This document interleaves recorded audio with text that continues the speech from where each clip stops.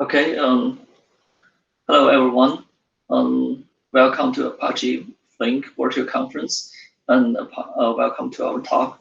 Today we are going to talk about Apache Flink empowered large-scale near real-time data analytics platform. My name is Ying. I'm working in the streaming platform team at Lyft. And also I'm with my co-presenter Kailash, who is also working in the streaming platform team. Today we are going to follow the following agenda. First of all, we are going to talk about streaming data scenarios at Lyft. We will talk about the legacy data ingestion system and why do we need to develop a new near real-time data analytics platform. Next, we will go into a deep dive on some of the platform design issues and also covers fault-tolerant designs. Before we wrap up, we will summarize the talk and point out the future directions. Streaming data scenarios at Lyft. So if you guys haven't heard about Lyft, Lyft is a ride-sharing company. Our mission is to improve people's life with world's best transportation. When you open Lyft's app, you can see quite a few different transportation modes, like shared rides, like bike and scooters. With this transportation modes, people can conveniently travel from point A to point B. In order to provide riders and the drivers the best prices and the best experiences, Lyft's app usually take advantage of also real-time information in order to optimize decisions. So these are the typical streaming like real-time data scenarios at Lyft. The first row are all typical streaming scenarios. For example, the per event-based streaming event enrichments. This is per event-based processing that usually come with sub-second to 1 second level of data latency. Then you can have some adaptive pricing to dynamic adjust prices based on the real-time information and the fraud anomaly detection applications. These mostly ranges from second level to up to a minute latency. These applications, like Flink's usage inside, these applications are relatively well understood. Today, we are going to focus on a new case, which is near real-time data ingestion. So by near real-time, really the data latency here ranges from 1 minute to up to 60 minutes. And in our data platform, as you will see, we set the latency goal of less than 5 minutes. Moving on. So this slide shows Lyft's legacy data ingestion and analytics platform. So Lyft has installed lots of mobile apps on users' phone. Lyft also has quite a lot of backend services. All these apps and services could generate lots of events into the ingestion system. So what are the events? Events can be any business objects associated with Lyft's business logic. For example, when you hail a ride, the ride pickup is an event. When the car arrives at the destination, the ride drop-off can also be an event. Event can even be the periodical location information that's ingested into the system. So all of these high volume events flow into Lyft's ingestion system and stored on a generic pubsub platform. So Lyft's infrastructure heavily utilize AWS, and in this case, we choose AWS Kinesis as the generic pubsub. Kinesis client library, or like the KCL shown here, is in charge of pulling events from the Kinesis stream and then perform per event-based enrichment, and then finally upload to the AWS S3. And we use S3 as a base for the data warehouse. It's worth mentioning that the events uploaded are all in raw JSON format initially, which they will be subjected to further batch ETL processing when the raw JSON data is transformed into Power Query data. Power Parquet is a columnar data format that's good for query purposes. And the columnar Parquet data can be subject for query through the query engines such as Presto and Hive. Eventually, they will be displayed onto user size in front of the user size through a web front end such as Apache Superset, which is another open source Apache project, and also Mode. So the previous ingestion system we present support Lyft grow from a very small startup to 1,000 people company. But at the time when it grows, it also shows a number of deficiencies that limits itself from scaling even further. So first of all, as you saw, like the persistent raw data is in raw JSON format, and doing query for raw JSON data is really, really slow. So user who needs to query data has to wait for the daily ETL to complete, which means like nearly 24 hours latency at the maximum. And also this using KCL app to perform streaming persistence exceeds limited performance. Excuse me. Here, the KCL app is a Python-based KCL app, which often ends up with a very large automatic scaling group, requires lots of instances to support our current event volume. And for each of the instances in this large ASG group, it will write a new file for every type of event, couple minutes, like 20 minutes. This would cause the presence of lots of small files on S3 buckets. And performing downstream operations, even like a list, a bucket, scan a bucket, would all become very slow.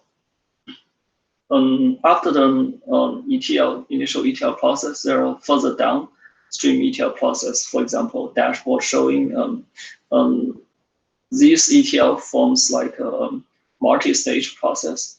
But because the initial ETL is running on a daily basis, the subsequent ETL process mostly by convention all run on a daily basis. This ends up with ETL pipeline running in tandem with multi-step, multi-day latency. Which is like the user experience there is definitely not optimal.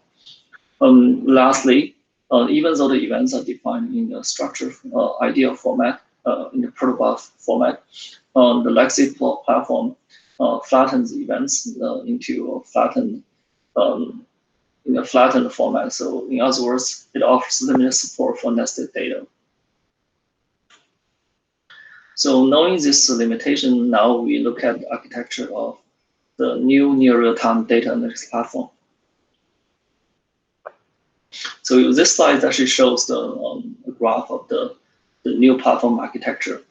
First of all, we see like the biggest difference is we are using Apache Flink here for streaming persistence purposes. Basically, Flink app is in charge of pulling data from Kinesis stream and then directly writing to Parquet format. So we build our data warehouse on top of raw Parquet data by hosting this raw Parquet data, link them with Hive tables. The Hive table metadata stored inside the Hive meta store. Again, there will be multi-tier ETL process in charge of even transforming this raw Parquet data into data sets with higher quality. And we will come to that later on. So what exactly does this ETL process doing?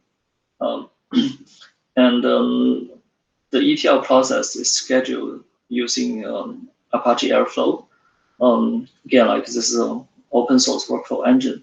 In addition to the scheduling ETL jobs, the Airflow is also in charge of some other ETL table ETL operations like schema evolution and also partition registration. ETL output data is high quality Parquet data, which again can be queried through the Hive and Presto query engine, displayed to end users through Apache Superset and Mode. So the platform design has a couple of tenets here. So first of all, we are using Flink as a highly efficient stream persistence engine. We all know Flink very well, and Flink offers very powerful stream compute capability. So really like with Flink replacing the Python-based KCL app, we were able to achieve a reduction of ASG size by 80%. So basically the ASG is 20% compared with previously. And also like with Flink, using the latest streaming FiSync, at the time of the development, streaming FiSync has just come out. Like we use the direct hookup with Flink 1.8 streaming FiSync to directly write data in Parquet format. So by persistent data in Parquet format, we are able to support interactive query over this columnar Parquet format data. And we will also have multi-stage, mostly running like hourly on an hourly base or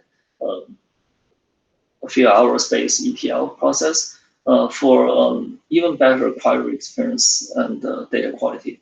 Essentially, this ETL performs file compaction, compacting raw Parquet data into even smaller number of Parquet and bigger Parquet files, and also performs data deduplication function to achieve better quality. Lastly, we will have talk about like performance fault tolerance and evolvability in our deep dive section. It's worth mentioning that for users who really want near real-time data, they can directly query over the raw Parquet data. And for users who would like to have queries over high-quality data, they can wait for the ETL process to complete and query on the ETL process data. And how the ETL process data, high-quality data, and the raw Parquet data connect together, we will cover that in the later part of the presentation. So this platform has been already put in production, serving thousands type of events. Actually, all Lyft's analytics events right now run on top of this platform. The total event volume is in the order of hundreds of billions of events per day. We categorize the service level objectives of the platform using 3 pillars. The most important one certainly is data freshness. We want to guarantee a P99 data latency less than 5 minutes. And the data completeness is actually come out of the box because Kinesis and Flink provide either at least once or exactly once delivery guarantee. So we can have 100% complete data out of the box. And by virtue of ETL process, we are able to achieve high quality data with little dupes. In this case, we have data uniqueness SRO also built into the design. There are a couple of typical kind of use cases. For example, ad hoc interactive queries. That's like data scientists and machine learning engineers. They often run interactive queries over the data set prepared by our data analytics platform. And we also have real-time dashboards for monitoring marketplace health in real time. By marketplace here is really the marketplace between the rider, the driver, and the passengers. Moving on. So let's look at how Flink fits into streaming persistence picture. Here, what's shown in the slide is the Flink. It's actually the Flink DAG. We say that the events are stored inside the Kinesis stream as event batches, and these events, event batches are pulled by a Flink Kinesis connector. Here, we use the open source Kinesis connector, but with Lyft's customization of source sync. Source sync based on event time, Watermark is able to help distribute data evenly across different source tasks and achieving the goal of load balancing better. These event batches, after pulling out, will be broken down into individual events by type by using a flat map function. We will skip like the first top half about record counting, which we'll cover in the next slide. For the individual events, they will be sent to the partitioner and then be assigned to a particular S3 streaming FiSync. the streaming file sync is in charge of uploading these events to S3.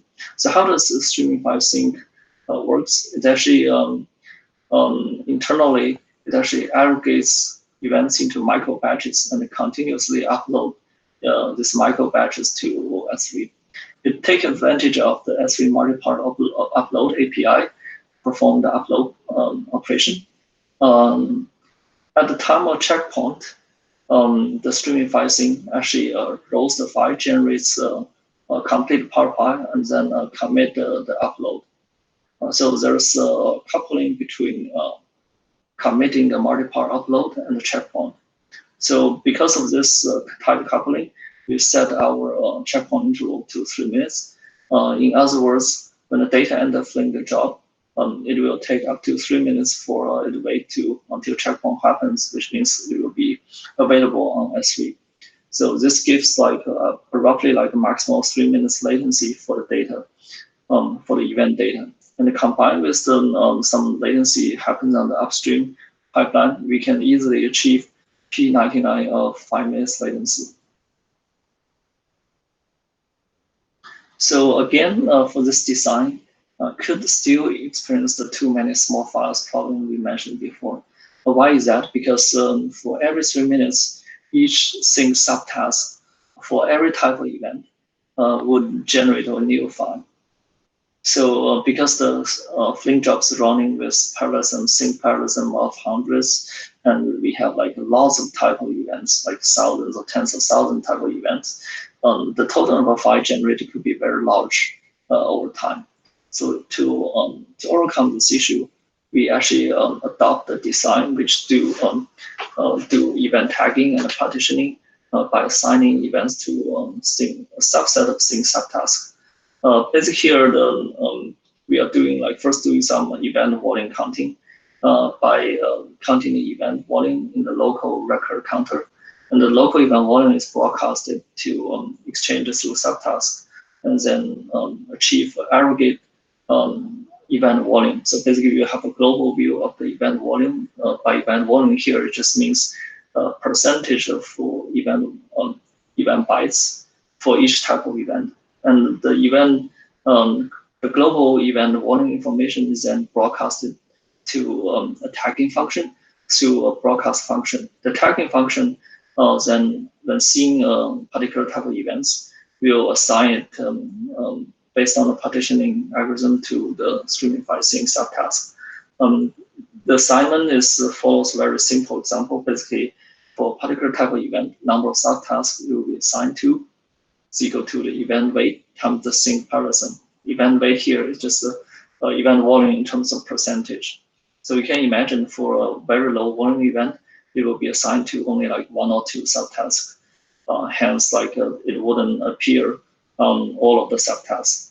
By this means, we are able to achieve much smaller total number of files by chopping down this number by 40x. So the data upload to S3 will undergoing, as mentioned before, multiple stages of ETL processing. These are mostly compaction of raw packet files, and also deduplication. At the same time, we are also performing deduplication over the raw packet data. Whenever the ETL stage generates a new partition, we'll do atomic partition swap, replacing the original partition assigned linked to the raw packet data. And here, most of the events will require hourly-based ETL.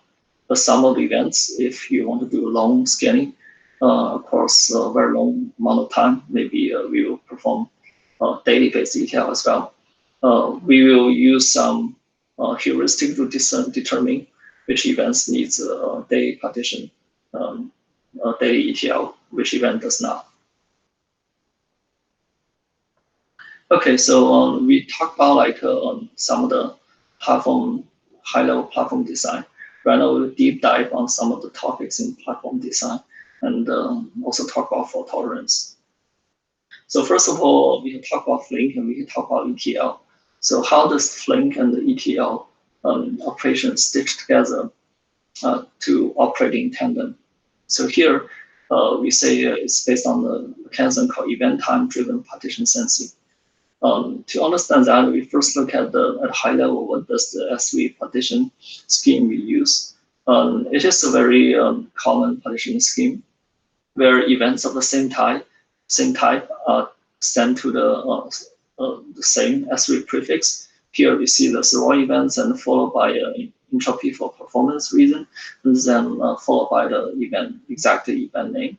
The partition is based on datetime, so basically its first layer is first level is date, and then followed by hour. We are using event time for partitioning, for calculating date and hour. So there's a couple of advantages of using event time driven partitioning. So first of all is the streaming by event time. Streaming job and the ETL job would see the same time source. And the second, as we will mention later on in the backfilling operation, event time driven partitioning allows backfilling job and the primary job to exhibit the same idempotency in backfilling events. So in the event time driven partition scheme, whenever a Flink job is finished processing an hour worth of data, it will write a success file, which just indicates for all types of events, the Flink job has finished processing this hour of data. And when the ETL, downstream ETL detects the success file, it will kick off the corresponding ETL operation for this particular hour. So we talk about this is called a success file driven partition sensing mechanism. So how does Flink know it has finished processing all this hour's data worth of data? So a simple mechanism would be like just utilizing the Flink watermark, because by virtue of the global watermark, the Flink job will be able to know what was timestamp of the most recent events it has finished processing. However, because of the specific type coupling between S3 upload and checkpoint, we say this may not be enough. Because even if like a sync has processed a particular event, doesn't mean the event has been fully uploaded or committed to S3. So you have to wait until the next checkpoint time. So because of this kind of strict coupling or special semantics, we are using a concept called bucket watermark to determine whether the sync has fully processed an hour of data. In this case, the streaming file sync maintains a list of buckets, or here we use buckets and partitions interchangeably. These are hourly like partitions. Through global state aggregator, different subtasks exchange this bucket watermark information such that they can derive and aggregate at the job level all the list of buckets or partitions the Flink job is writing to. And the bucket watermark is defined as the minimal of this partition list of partitions. So assuming a bucket watermark points to a particular hour, it really means that all the hours prior to this bucket watermark has finished being writing, has been committed to S3. So we want to this bucket watermark to be stored as a job state, because we want it to be restored whenever there's a failure in the Flink job, or whenever there's a restart on the Flink job. So which is like a pseudocode is given here. Here the assumption is we assume like late data is rare, and whenever late data actually happens, we will talk about in the ETL process through ETL lookback window, it can well cover the late data. Okay, so here I'm going to switch gears to my colleague Kailash, who will talk about partition sensing in the ETL world and other ETL topics. Thank you, Ying. Hello, everyone. So I'm going to go towards the ETL aspect that we did post-Flink. So since we have a success file and all the data has landed, typically all the data would land in S3 raw bucket partition. And even though we have made all optimizations to reduce the small files, To achieve a less than 5-minute latency, we still have quite a few small files which end up affecting query performance. So because of that, we need to compact these files, and we have an ETL process which runs regularly to compact these files. In addition, since this data is at least once, it's likely that there are duplicates, and we want to dedupe at a large scale for all our customers so that there's not too many queries which kind of does dedupes on an ad hoc basis. So based on that, we run a compaction process in our ETL, which is all orchestrated through Airflow, which is using the Airflow sensor, as Ying mentioned earlier, and it looks back at M hours to do the dedupe, which I'll talk about in the next slide. So how does our dedupe logic work? So typically our dedupe is our compaction runs every n hours, and we have a look back of M. And that's dependent on how late a data can arrive. Sometimes a data could be maybe 6 hours later. Sometimes it can be just 20 minutes late.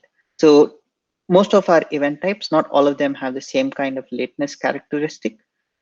So based on that, independently, we have a configuration which drives how much our look back is going to look like. For example, here, and we use UUID as our method to identify whether an event is unique or not. Quickly going through this example, let's assume we have on the top raw buckets which have 7 hours of data, and we have compacted up to 4 hours. When the new dedupe runs, it's going to take a look back of 1 hour along with the three new hours of arriving data and compact them together and make sure that there's no event ID which is duplicate across those 4 hours window. Now, talking about partition management. So while we spoke about partition for the raw, we similarly have something for compacted bucket. This ETL process will look at every 3-hour interval and create a new data bucket, which is going to correspond to the same events minus the duplicates which are there in the future events. So we keep the latest record, and we add entropy as well as add a success file. So finally, when we finish all this compaction, we do a HMS entry swap where in an atomic fashion for an hour, we remove the registration from the raw bucket and point it towards the compacted.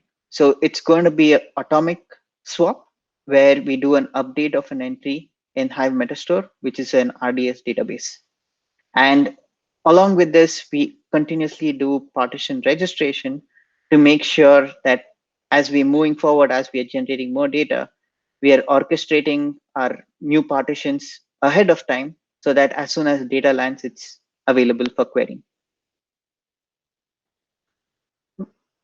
The next part is around downstream DAGs. So while this is good for our compaction, we have all these events are kind of being used in other downstream ETLs, which finally drive our business in metrics.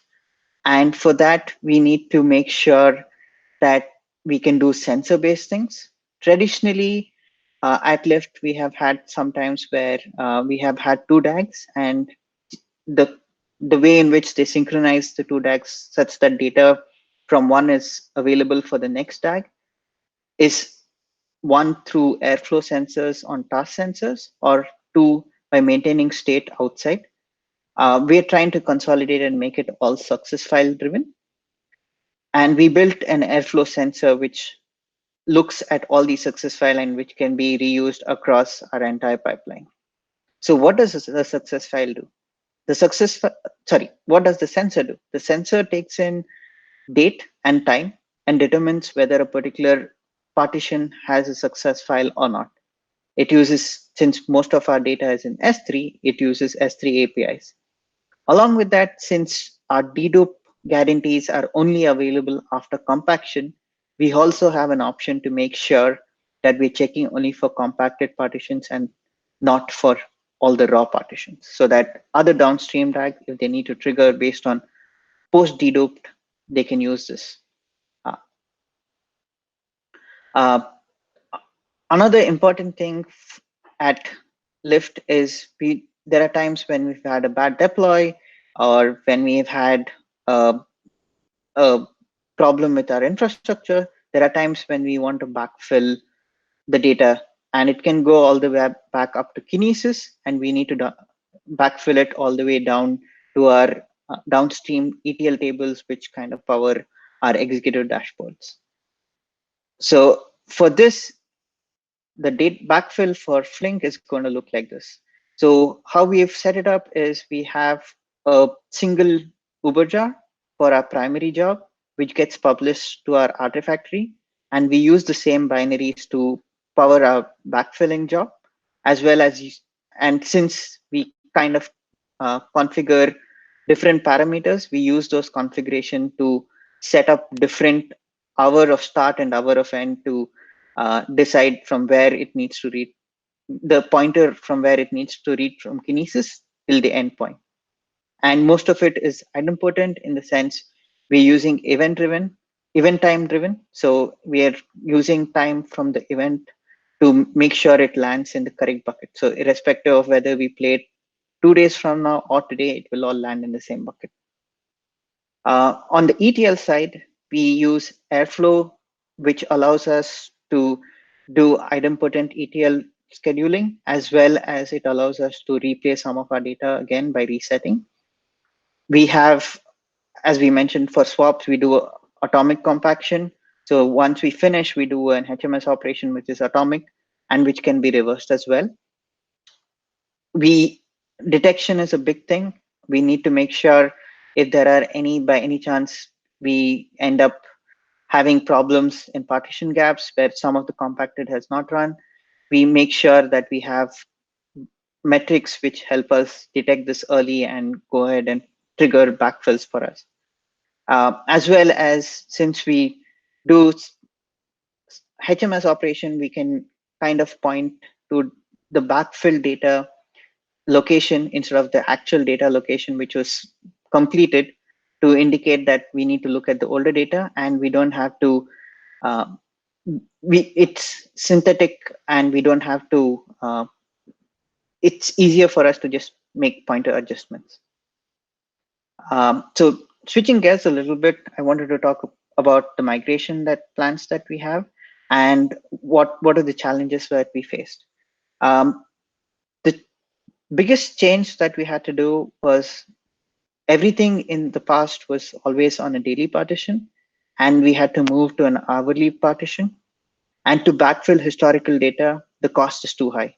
So we had to make a trade-off where we're saying that it's not going to be an hourly partition anymore.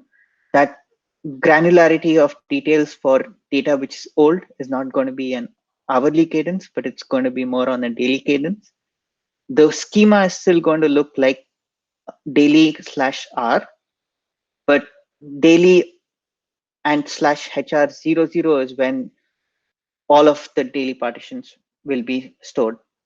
Along with that, we had a lot of other existing downstream DAGs, which depended on Airflow task sensors and high metastore. We needed to modify these so that we can make an easy migration, as well as a checkpoint interval changed from 40 minutes, which was in our earlier system, to 5 minutes, which meant validation became challenging. As well as earlier, our system was on processing time. It was flushing to the bucket, whereas in Flink, we moved to an event time driven flush. So this is what we did for our initial migration so that we can get early signals from customers. We have the hourly partitions from Flink. We have, which are all in blue. We have the orange and blue, which is our next layer of abstraction, which has a combination of compacted and hourly from Flink. And we have the daily partitions, which are there, and it has all historical information. So since there are queries which run across maybe 6 months, 7 months time, and we wanted our customers to reap the benefit of near real-time data, we created a new schema or a new database, which is an external table at Hive, which means we're not copying over data, which is a hybrid of daily, hourly compacted, and hourly fresh from Flink. And for the next part where we had to, we wanted to replace our existing ETLs, which was running on a daily cadence, and instead use the events which are coming from compacted. But we needed to make sure that the downstream DAGs don't break. So for that, we used the same Airflow DAG, which was responsible for converting from JSON to Parquet earlier in a daily cadence. But instead of it doing the conversion from JSON to Parquet, the new Airflow DAG just is a sensor which looks for all these success files and then triggers the downstream DAG saying that, okay, all the data is available. In this way, I think the synchronization of tasks became much easier. In summary and future directions, what are the things that we learned? It's super important for us to use Flink to persist Parquet because that unlocked a lot of real-time use cases and made it much easier for business to adapt based on be it market scenarios or be it anything experimentation changes happening on the ground. We also learned that restarts in Flink, especially with streaming file syncs, can affect our SLOs can be very impactful. We saw our recovery time being close to 8 to 9 minutes, which meant we had to handle our SLO and we had to create different isolated Flink jobs for it. S3 file layout is important because we need to make sure that we don't get throttled on S3. So having a clear demarcation as well as sensor files helped maintaining consistency and synchronization as well as performance. Schema evolution was challenged because there were data types which were different across Parquet, across a protobuf, which is one of our data formats, as well as in Hive or Presto languages. So making sure and reaching on a consistent schema, which is the common denominator between all these three systems, was another important experience and lessons that we learned, as well as migration of tables typically requires a lot of time and careful design. In the future, we plan on running these Flink jobs in Kubernetes environment. We also plan on having more event-driven smart compaction so that we use some of the details about our event volume to make good decision on how we are sizing our compaction jobs. We also want to make this a more generalized streaming persistence framework, which can support use cases like CDC or other data collection systems like logging or metrics collection. We also want to explore storage management systems. More importantly, we want to have a more abstract layer.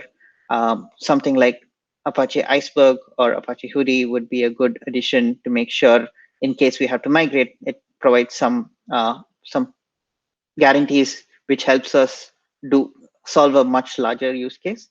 And on top of that, we would also want to improve query performances using analyze and getting all these data about the event early on will help in the query planning.